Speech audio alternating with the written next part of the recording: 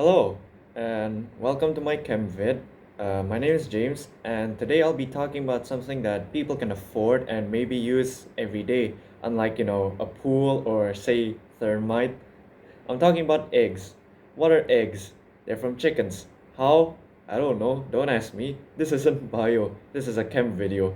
But mostly speaking, in terms of human use, eggs are a common ingredient used in most dishes and can even be a dish itself. The egg I'm going to be using in this video is a standard chicken egg, and like most eggs, chicken eggs are protected by a shell made out of calcium carbonate. The inside of the egg, did you know that the reason eggs smell the way they are is due to hydrogen sulfide, which is made from reaction of sulfur containing proteins in the albumin. And when cooked for a long time, they'll react with iron in the yolk to create iron sulfide, which will turn the egg green. And please don't eat an egg when it's green. Anyways, one of the most popular ways to prepare an egg is by frying it on a pan. So what happens when it's being fried?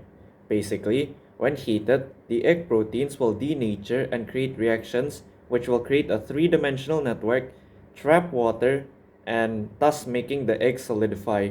And so I conducted a test to see if temperature will affect how fast the eggs cook. Here's some footage.